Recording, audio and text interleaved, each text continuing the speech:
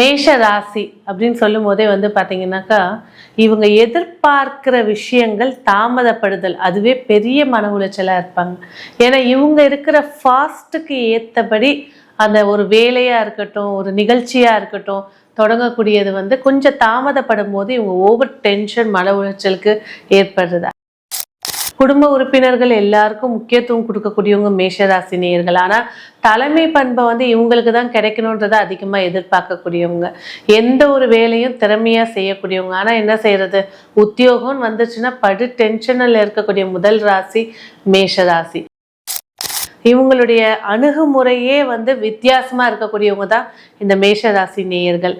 So அடுத்தது பார்த்தீங்கன்னாக்கா இந்த மேஷ ராசி பெண்கள் இவங்களை எடுத்துக்கிட்டிங்கன்னு வச்சுக்கோங்களேன், மன உளைச்சல் ஃபர்ஸ்ட் சொந்த பந்தத்தில் ரீதியாக தான், குடும்பத்துக்குள்ள ரீதியாக தான் மன உளைச்சல். ஒரு விஷயத்த இவங்க சொல்றத ஒருத்தர் கேட்கல, ஒரு விஷயத்த இவங்க கைடன்ஸ் கொடுக்கறத இம்பார்ட்டன்ஸ் கொடுக்கல அப்படின்னாலே டென்ஷனோட உச்சத்துக்கு போயிடுவாங்க. இவங்களோட முக்காவாசி பிரச்சனையே பார்த்தீங்கன்னா தலைவலி. இந்த தலைவலி வந்துட்டாலே அதிகப்படியான டென்ஷன்ல கத்துறது, மற்றவங்க மேல கோபத்தை காட்டுறது, இதெல்லாம் இந்த மேஷ ராசிக்கு உண்டான குணாதிசயங்கள். கேம் சேஞ்சர் லக் சேனல் நேயர்களுக்கு அன்பார்ந்த வணக்கம். நான் உங்க ரேவதி ராஜேஷ் கண்ணா. இது வரைக்கும் நிறைய தலைப்புகளை நம்ம பார்த்துருக்கோம். இப்ப பார்க்கக்கூடிய ஒரு தலைப்பு எல்லாரிடத்துலயும் மனிதனாக பிறந்த எல்லார்கிட்டே இருக்கக்கூடிய ஒரு குணம், அதாவது மன உளைச்சல். எந்த மாதிரியான மன உளைச்சல் பொதுவான குணமா இருக்கும்? அதாவது பாத்தீங்கன்னாக்கா உதாரணத்துக்கு இப்ப மேஷம் எடுத்துக்கிட்டீங்க அப்படின்னாக்கா சில கேரக்டர்ஸ் சில விஷயங்கள் அவங்களுக்கு ரொம்ப டிஸ்டர்பிங்கா இருக்கும், மன உளைச்சலை ஏற்படுத்தி கொடுக்கும். அந்த மாதிரி எதன் ரீதியாக தொந்தரவுகள் மன உளைச்சல் ஏற்படும், அதுக்கான பரிகாரங்கள் என்ன என்பதை விரிவா பார்க்கலாம்.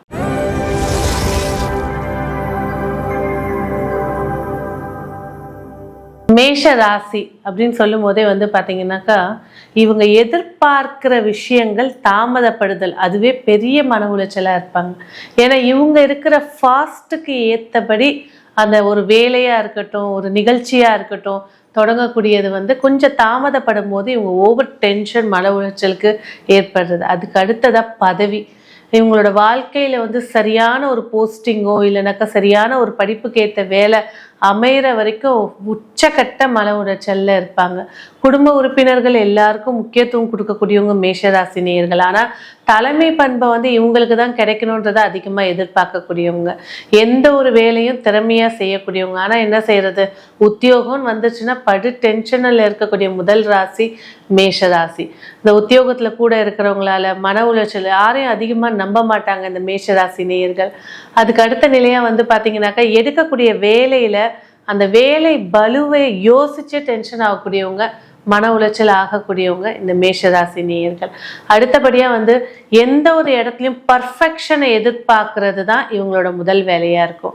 அந்த பர்ஃபெக்ஷன்ல ஏற்படக்கூடிய டிஸ்டர்பன்ஸு, அதுல இருக்கக்கூடிய விஷயங்கள், சொந்தமாக இருக்கட்டும் இல்லை ரொம்ப க்ளோஸ் ஃப்ரெண்ட்ஸாக இருக்கட்டும், அந்த பர்ஃபெக்ஷனை மாறும்போது ரொம்ப டென்ஷன் ஆகிட்டு அதையே நினச்சி உள்ளுக்குள்ளே மன உளைச்சலில் இருக்கக்கூடியவங்க இந்த மேஷராசி நேயர்கள். ஸோ நினச்ச காரியங்க கைகூடணும்.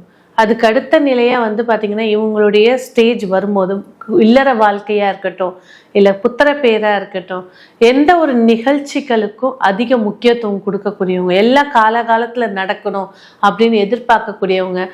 பிறப்பு ஜாதகத்தில் சில கிரக சேர்க்கைகள் மாற்றி அமரும் போது, உதாரணத்துக்கு இப்போ 4ஆம் அதிபதி போய் பாதகம் செல்லக்கூடிய கும்பத்தில் உட்காரும் போது இவங்க இடம் வாங்குற எண்ணங்கள் ரொம்ப மேலோங்கி அதுக்காக உழைச்சி அது தாமதப்படும் போது ஏற்படக்கூடிய மன உளைச்சல், அதனால வீட்டில் சொந்தத்தில் நிறைய டிஸ்டர்பன்சஸ் பார்க்கக்கூடியவங்க. இவங்களுடைய அணுகுமுறையே வித்தியாசமாக இருக்கக்கூடியவங்க தான் இந்த மேஷராசி நேயர்கள். ஸோ அடுத்தது பார்த்தீங்கன்னாக்கா இந்த மேஷ ராசி பெண்கள் இவங்களை எடுத்துக்கிட்டிங்கன்னு வச்சுக்கோங்களேன், மன உளைச்சல் ஃபர்ஸ்ட் சொந்த பந்தத்தில் ரீதியாக தான், குடும்பத்துக்குள்ள ரீதியாக தான் மன உளைச்சல். ஒரு விஷயத்த இவங்க சொல்றத ஒருத்தர் கேட்கல, ஒரு விஷயத்த இவங்க கைடன்ஸ் கொடுக்கறத இம்பார்ட்டன்ஸ் கொடுக்கல அப்படின்னாலே டென்ஷனோட உச்சத்துக்கு போயிடுவாங்க. இவங்களோட முக்காவாசி பிரச்சனையே பார்த்தீங்கன்னா தலைவலி. இந்த தலைவலி வந்துட்டாலே அதிகப்படியான டென்ஷன்ல கத்துறது, மற்றவங்க மேல கோபத்தை காட்டுறது, இதெல்லாம் இந்த மேஷ ராசிக்கு உண்டான குணாதிசயங்கள். அடுத்ததா பார்த்தீங்கன்னா இந்த குழந்தைகள்ல நீங்க எடுத்துக்கிட்டீங்கன்னு வச்சுக்கோங்களேன், இந்த மேஷ ராசியில அடுத்தபடியான மார்க்ஸ் எடுக்கணும், அதே போல பர்ஃபெக்ஷனை எதிர்பார்க்கக்கூடியவங்க.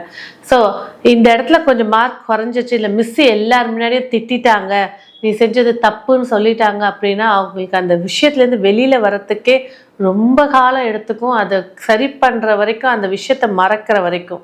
ஞாபக மறதி அதிகமாக இருக்கக்கூடியவங்க மேஷராசி நேயர்கள். ஸோ இவங்களுடைய வாழ்க்கையுடைய முறையில் அப்படின்னு பார்க்கும்போது இந்த மன உளைச்சல் சார்ந்த விஷயங்களில் வந்து சொத்து சார்ந்த விஷயங்கள் ரொம்ப அதிகம். வாழ்க்கையில் அதிகப்படியாக பாகப்பிரிவினை பிரச்சனையை ஃபேஸ் பண்ணக்கூடியவங்க இந்த மேஷராசி மேஷ லக்ன நேயர்கள். உடன் பிறந்தவர்களாலேயே அதிக பிரச்சனைகளை ஃபேஸ் பண்ணக்கூடியவங்க. ஸோ ஆரோக்கியம் பேசும்போது லங்ஸு அதே போல் தலை, இந்த 2 விஷயத்தில் மட்டும் அவங்க கரெக்டாக இருந்துக்கிட்டாங்க அப்படின்னாலே நிறைய விஷயத்தை எளிமையாக ஜெயிச்சிடலாம். இந்த மேஷராசி அப்படின்னு எடுக்கும்போது பார்த்தீங்கன்னாக்கா, ஸோ கோபத்தை வந்து உள்ளுக்குள்ளேயே அடக்கி வச்சு அதனால ஒரு மன உளைச்சல், ஸ்ட்ரெஸ்ஸோட உச்சக்கட்டத்துக்கு போகக்கூடியவங்க இந்த மேஷராசி நேயர்கள். ஆரோக்கியம் சார்ந்த விஷயமா இருக்கட்டும், உணவு சார்ந்த விஷயமா இருக்கட்டும், சொந்த பந்தங்கள் சார்ந்த விஷயமா இருக்கட்டும், எல்லா இடத்துலையுமே வந்து பார்த்தீங்கன்னா இவங்களுடைய எதிர்பார்ப்பு, இவங்களுடைய பர்ஃபெக்ஷன், இதுதான் அங்கே இருக்கக்கூடிய விஷயம். அதே போல் தலை குனிஞ்சு ஒரு வேலை பார்த்துட்டு இருக்காங்க அப்படின்னாக்கா ரொம்ப மன உளைச்சல். ஏன்னா சொந்த தொழில் அதிகமாக எதிர்பார்க்கக்கூடியவங்க மேஷராசி. இவங்களுக்கு வந்து பார்த்தீங்கன்னாக்கா ஒரு கட்டத்துக்கு மேலே உத்தியோகம் தான் நம்மளுக்கு சரிப்படும் அப்படின்னு ஜாதகத்தில் இருக்கிற பட்சத்தில் செய்கிறவங்க அந்த உத்தியோகம் பண்ணக்கூடிய ஒரு போஸ்டிங் வர வரைக்கும் எல்லார்கிட்டேருந்தும் கிடைக்கக்கூடிய ஒரு பேச்சுக்களை வந்து அதிக மன உளைச்சலில் இருக்கக்கூடியவங்க, மன குமுறலில் இருக்கக்கூடியவங்க இந்த மேஷராசி நேயர்கள். ஸோ அடுத்தபடியாக வந்து இந்த மேஷராசிக்கு பேசும்போது வந்து பார்த்தீங்கன்னாக்கா நிறைய விஷயங்கள்ல வந்து பார்த்தீங்கன்னா நாலேஜபிள் பர்சன்ஸ் இந்த மேஷராசி.